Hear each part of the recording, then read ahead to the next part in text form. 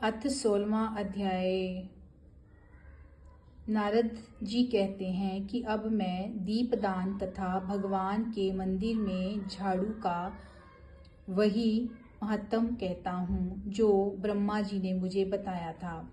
पहले चंद्रवंश में जयध्वज नाम का एक प्रभु भक्त राजा था। राजा स्वयं मंदिर में जाकर मार्जन करता तथा दीप जलाता था। एक समय दितिहोत्र नाम वाला राजपुरोहित स्वयं राजा को ये काम करते हुए देखकर विस्मय से पूछने लगा कि हे राजन, भगवान को प्रसन्न करने के और भी अनेक भक्ति के कार्य हैं, परंतु आपकी श्रद्धा मंदिर में मार्जन तथा दीप जलाने में इतनी अधिक क्यों है? कृपा करके इसका कारण कहिए। तब राजा हाथ जोड़कर बड़े नम्र भाव से कहने लगा कि महाराज, इस संबंध में मेरे पूर्व जन्म का एक अत्यंत विस्मयकारी इतिहास है, जो भगवत कृपा से मुझे इस जन्म में भी स्मरण है। सतयुग में सर्वोच्च मनु के अंतर में वेद तथा वेदांगों का जानने वाला एक ब्राह्मण था, जो महान विद्वान होते हुए भी खोटे कर्म करता था। इन खोटे कर्मों के कारण उसके सभी बंधु बांधवों ने उसका परित्याग कर दिया था। एक दिन वह भूख और प्यास से अति दुखित हो घूमता फिरता नर्मदा नदी के तट पर जा पहुंचा और वहीं पर उसने अपने प्राण त्याग दिए। उसकी स्त्री भी व्यभिचारिणी थी। अंत उसके बंधुओं ने उसे भी घर से निकाल दिया। उसके गर्भ से दंडकेतु नाम वाला महापापी मैं उत्पन्न हुआ, परंतु स्त्री तथा पैसे के अभाव से मैंने गो, पशु तथा अनेक मनुष्यों की हत्याएं की। एक रात्रि को किसी दूसरे की स्त्री से भोग करने की इच्छा से एक सोने मंदिर में गया। वहां जाकर कपड़े से स्थान साफ किया और फिर दीपक जलाया। इतने में इस शून्य मंदिर में दीपक जलता हुआ देखकर गांव के रक्षक वहां पर आ गए और मुझे और अथवा डाकू समझकर लाठियों से मार डाला। देह से प्राण निकलते ही भगवान के दूत वहां पर आ गए और मुझको सुंदर विमान में बिठाकर बैकुंठ को ले गए। कार्तिक के महीने में भगवान के मंदिर में दीपक जलाने तथा झाड़ू देने से मुझे इतना फल मिला कि कई कल्पों तक स्वर्ग में सुख भोग कर फिर चंद्रवंश में मैंने जन्म लिया है। यदि श्रद्धा और भक्ति पूर्वक कार्तिक के महीने में ये सब कार्य किए जाएं तो तब तो उसके पुण्य का कहना ही क्या है, अनंत फल प्राप्त होगा। नारद जी कहते हैं कि हे राजा पृथु, अब दूसरे के दीपक जलाने का महात्म सुनो। मनु के वंश में रैवत नामक राजा का भद्रबुद्धि नाम वाला पुत्र था। फिर उसके यहाँ महापराक्रमी सुदर्शन नाम का पुत्र उत्पन्न हुआ।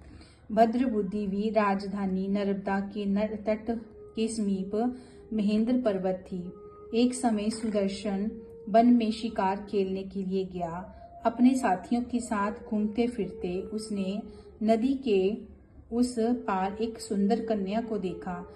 तब अपने साथियों को वहीं पर छोड़ घोड़े पर सवार हो सुदर्शन तत्काल देवी के उस पार जा पहुंचा। वहां उस रूपवती कन्या को देखकर वह उस पर मोहित हो गया। कन्या भी शोभा युक्त उस बलशाली वीर पुरुष को देखकर लज्जा को प्राप्त हुई। फिर सुदर्शन के पूछने पर उस कन्या ने बताया कि वह गौड़ राजा की पुत्री है और उसका नाम मदनालसा है। अपनी सखियों के साथ क्रीड़ा करने के लिए यहाँ पर आई है।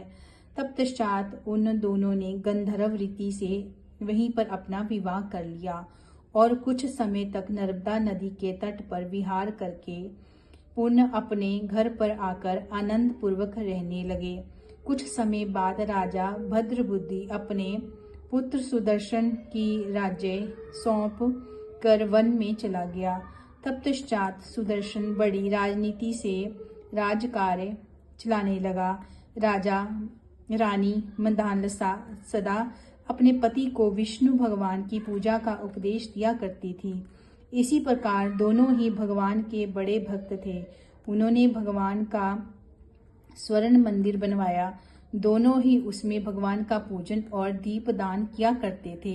एक समय रानी मंदिर में दीपक जला रही थी कि उसी समय राजा ने उसको बुलाया, परंतु दीपक जलाकर आने में कुछ देरी हो गई। तब सुदर्शन ने क्रोधवश में आकर रानी से कहा कि तुम तो कहा करती थी कि पति ही स्त्री का देवता है, फिर इस दीपदान में इतनी देर लगाकर तुमने मेरा अनादर क्यों किया? यदि देर से आने का कोई गुप्त कारण है तो बताओ। सती साध्वी मदानसा बड़े मीठे वचनों से बोली कि महाराज, मैं दीपदान का महत्व आपसे कहती हूँ। मदानसा कहने लगी कि अब मेरा चरित्र सुनिए। पिछले जन्म में मैं अन्न कन्न ग्रहण करने वाली चूहिया थी। एक दिन गोदावरी के तट पर भगवान के मंदिर में रात्रि को जलता हुआ दीपक बत्ती छोटी होने से बुझने लगा। मैंने बत्ती को लोभ में पकड़कर उठाया तो उस समय दीपक तो जल गया, परंतु मेरा मुख भी जल गया। इससे दुखी हो मैं मृत्यु को प्राप्त हो गई। परंतु क्योंकि रात्रि के समय भगवान का दीपक प्रज्वलित कर दिया था, इसी कारण मैं ऐसी रूपवती आपकी रानी बनी। यदि श्रद्धा पूर्वक भगवान के मंदिर में दीपदान किया जाए तो उसके फल का तो कहना ही क्या है। अपनी रानी के मुख से ये सब सुनकर सुदर्शन कार्तिक मास में व्रत करके आजीवन भगवान के मंदिर में दीपदान करता रहा और अंत में वैकुंठ को प्राप्त हुआ।